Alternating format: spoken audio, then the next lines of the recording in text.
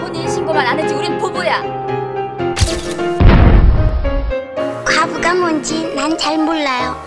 남들은 아버지가 있는데 나는 아버지가 없다고요. 나와봐. Seigneur, Seigneur, car avec les soldats.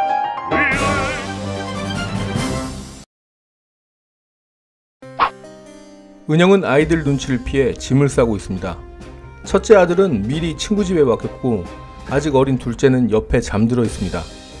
애들을 놓고 혼자 서울 기생 김연아 집에 가정부로 가는 것이 잘한 결정인지 자신을 찾을 애들을 생각하니 가슴이 미어집니다. 언젠가부터 세상이 두렵고 용기가 없어진지 모르겠습니다. 동경 M대학에서 문학 전공을 꿈꾸던 은영은 여름방학에 잠시 귀국해 홍민규를 만나 사회주의에 눈을 뜨게 됩니다. 그러면서 그의 자신감 있고 당당한 모습에 끌려 동거까지 하게 됩니다. 그와 함께라면 엄마의 반대나 죽으면 죽었지 절대로 안 돼. 주위 시선은 전혀 개의치 않습니다. 하지만 얼마 후 남편이 감옥에 가고 그의 아내가 찾아와 깽판을 치고 친정엄마가 죽고 급기야 남편까지 죽게 됩니다. 그때부터 하잘것없는 존재가 되어버립니다. 세상의 도덕, 인습, 법규 그 모든 것이 그녀를 등지고 주변 모든 이들은 그녀를 비웃고 손가락질하고 그녀는 생계조차 어렵게 됩니다.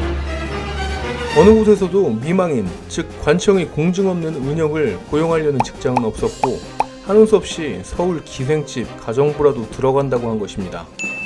과거를 숨기고 서울서 새로 시작하라는 친구의 권유와 내 밤 자면 오는 줄 믿고 있는 아이들의 눈망울을 외면한 채 서울엔 기차에 오릅니다. 김연아는 기생답게 첫 만남부터 반말 찍찍 시전해주시고 사사건건 업신여기고 멸시합니다.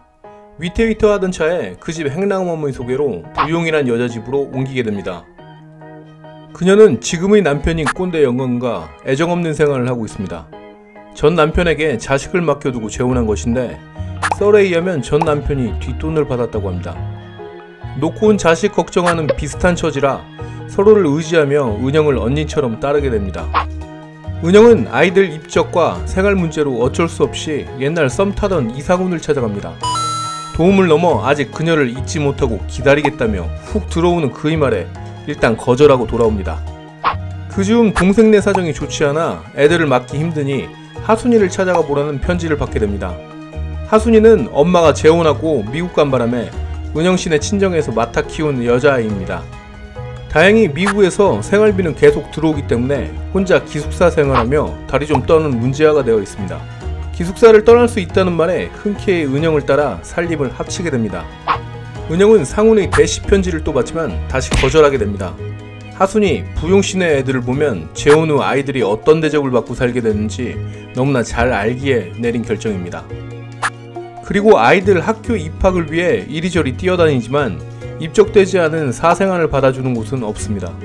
젊을 때의 불장난이 만든 지금의 상황, 후회도 되지만 한편으론 냉담한 세상의 증오와 분노가 침입니다. 결국 종교를 찾게 되고 아이들도 성모학교에 입학하게 됩니다. 얼마 후 너 없이는 못 살겠다는 상훈의 편지를 또 받고 고민하다가 결국 그의 집을 찾아갑니다.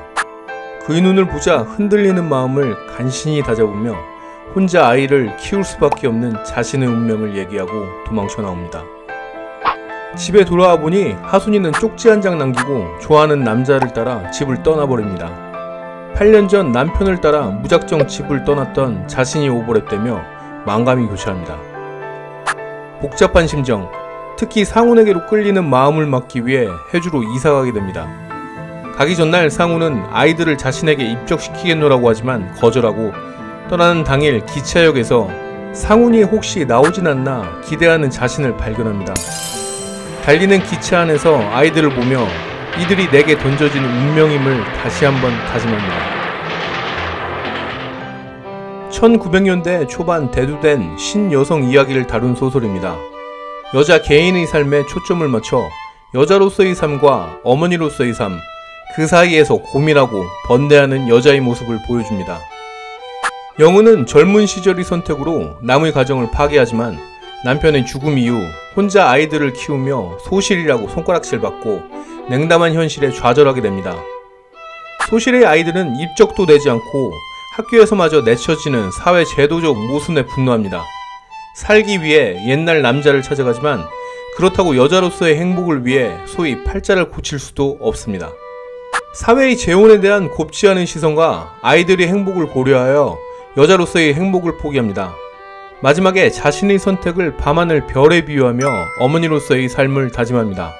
작가 최정희는 초반에 사회주의적인 작품을 발표하지만 카푸 검거사건 이후부터 사상 문제에서 벗어나 여자 개인의 삶, 시대와 사회의 문제로 눈을 돌립니다. 1939년 지맥을 발표하고 이후 애정 문제를 다룬 인맥, 모성애와 이성애를 다룬 천맥을 차례로 발표하고 이 세 작품은 그녀의 대표작이 됩니다. 마지막에 어머니의 삶을 선택하는 것이 성숙된 자아의 모습인 것처럼 표현되지만 사실 옳고 그름이 아닌 자신의 선택만 있을 뿐입니다. 다음 시간에 뵙겠습니다.